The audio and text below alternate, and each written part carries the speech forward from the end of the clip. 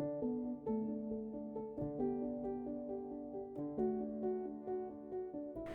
don't know what you don't know.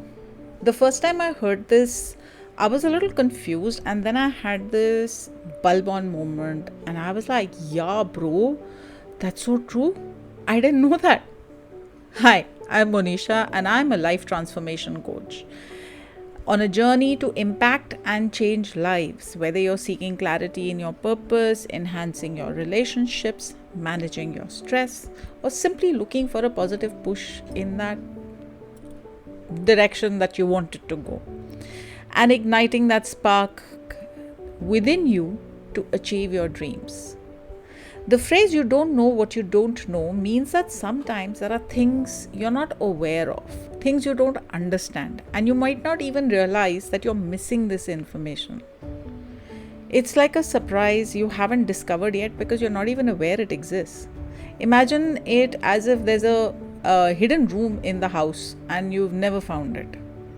You don't know about it, so you don't even ask questions or learn about what's inside. In life, it reminds us that there could be important facts or facets or ideas or experiences out there that we're completely unaware of until we start searching and learning. So we live lives in complete oblivion, unaware. हमें पता ही नहीं होता कि जो stress और tension हम लेके या लाद के घूम रहे हैं उसका सोल्यूशन है. हम अपने पेरेंट्स को देखते हैं और वो हमें बोलते भी रहते हैं कि हमारे टाइम पे ये सब नहीं होता था, तुम लोग वीक हो गए हो, just get over it.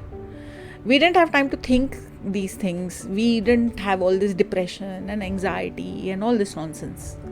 I know this because I've had the same conversations with my mother, who's now 80, a high achiever, very successful in her career as a principal of a school. They say people who are old can't change, but even my mother, who's 80 years old, has understood the importance and value of mental health, state of mind, how everything is impacted because of it, because we may not be in the okay state of mind, which is why very commonly you would have heard people say it's okay to not be okay. It is important to understand that the jhola of unhappiness we carry has a lot of faltuka rocks. It's like this haversack that we carry, okay? Like the friendships we lost, interview that didn't go well, fight that we had, what my father said, what my wife said, what my child said, what I said, what my neighbor said. वो cyclist ने गाली दी मुझे, EMI that has to be paid, doctor से meeting, boss से meeting, boss के boss से meeting, हमारा state, तुम्हारा स्टेट, मेरी country. And you know that research has proven that we have approximately 12,000 to 60,000 thoughts in a day. 60,000. How they calculated that, I don't know. But I know it's possible because I am a thinker. So I must have crossed it also and not realized it. From these 60,000 thoughts, how many thoughts are actually fruitful or beneficial? How many of these thoughts are actually productive? Of these thousands of thoughts, 80% are negative and 95% are exactly the same thoughts you had the day before or the day before or the day before. And this has been proven by research. Let me repeat the same thoughts that people might have.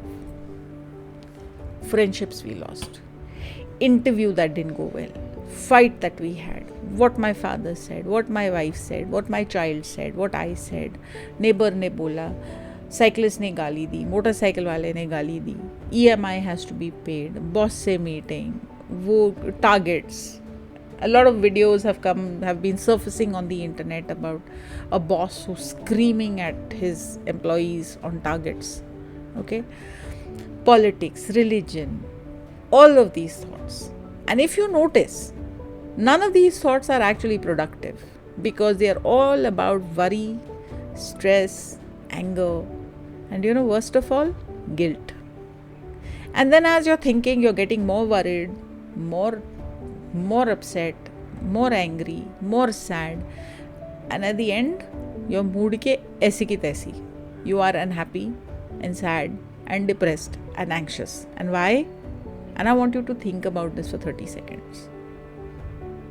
It's those thoughts that you had yesterday and the day before. So now you know that most of your thoughts are unproductive. You know that you must ask yourself, am I helping myself with these thoughts? You know that you must ask, how can I impact or change my mood by changing what I am thinking? It's like spending time with someone who is unhappy, negative, and stressed. They have zero positive thoughts. Being with them is stressful for us.